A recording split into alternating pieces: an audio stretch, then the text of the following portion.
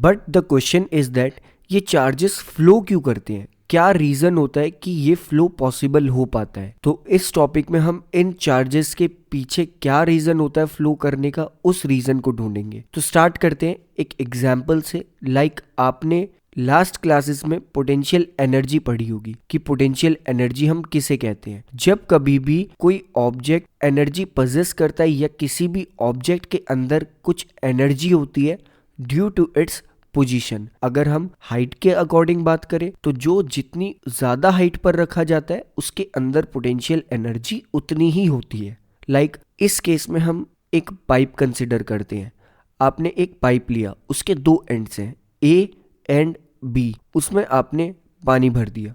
पानी भरने के बाद आपने ए और बी को सेम पॉइंट पर रखा है, मतलब ए भी उतना ही ऊंचा है और बी भी उतने ही ऊपर रखा है। इसके बाद आपने इस पाइप में बी पॉइंट को हल्का सा ऊपर की साइड मूव करवाया, विच मीन्स आपका बी पॉइंट ऊपर की साइड मूव करा, मतलब बी के पास कुछ हाइट आ गई, तो बी पॉइंट के पास कुछ पोटेंशियल एनर्जी आ जाएगी। बट ए अब भी नीचे ही है, सो ए की पोटेंशियल एनर्जी बी के कंपैरिजन में कम होगी, तो बी और ए के बीच का एक पोटेंशियल का डिफरेंस डेवलप हो जाएगा। अब इस पोटेंशियल के डिफरेंस डेवलप होने की वजह से जो इस पाइप में पानी भरा होगा वो फ्लोट करने लगेगा बी से ए की डायरेक्शन में। नेक्स्ट आपने इस पाइप में और ज्यादा पोटेंशियल एनर्जी प्रोवाइड करी, आपने बी को और ऊंचा कर दिया, ए को वहीं रखा, तो इस केस में भी पोटेंशियल एनर्जी डेवलप होगी। लेकिन आप इस केस में नोटिस करेंगे कि पानी और ज्यादा तेजी से फ्लो होगा। तो आप जितना ज्यादा पोटेंशियल का डिफरेंस प्रोवाइड करवाएंगे, हमने सेकंड केस में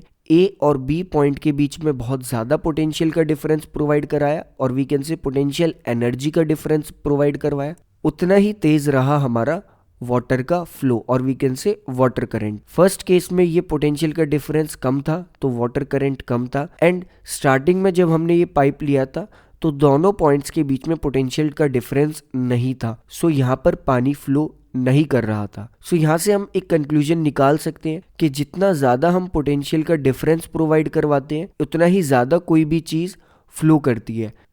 इलेक्ट्रिक करंट के केस में देखें तो जितना ज्यादा हम दो टर्मिनल्स के बीच में पोटेंशियल डिफरेंस प्रोवाइड करवाएंगे उतना ही ज्यादा उस सर्किट में इलेक्ट्रिक करंट फ्लो होगा, जो कि ओम्स लॉ को भी डिफाइन करता है। That is potential difference is directly proportional to electric current. Ohm's law के अकॉर्डिंग जितना ज्यादा ये पोटेंशियल का डिफरेंस होता है उतना ही ज्यादा इलेक्ट्रिक करंट फ्लो करेगा। अगर हम पोटेंशियल डिफरेंस को कम कर देंगे तो इलेक्ट्रिक करंट भी उतने ही प्रोपोर्शन में कम हो जाएगा। बट यहाँ पर हम रीजन देख रहे हैं कि सर्किट में इलेक्ट्रिक करंट फ्लो क्यों कर रहे हैं। तो रीजन है, एक सर्किट में इलेक्ट्रिक करंट या इलेक्ट्रिक चार्ज फ्लो करता है पोटेंशियल के डिफरेंस की वजह से, that is due to potential difference. अब ये पोटेंशियल डिफरेंस कौन कौन प्रोवाइड करवा सकता है? ये पोटेंशियल डिफरेंस सेल्स प्रोवाइड करवा सकते हैं, बैटरीज प्रोवाइड करवा सकती है। हमारे घर में ये पोटेंशियल डिफरेंस पावर स्टेशन से प्रोवाइड करवाते हुए आता है, जिससे हमारे घर में इलेक्ट्रिक करंट फ्लो होता है। तो ये पोटेंशियल डिफरेंस कोई भी प्रोवाइड करवा सकता है, लेकिन अगर ये पोटेंशियल डिफरेंस है तो वहां पर इलेक्ट्रिक करंट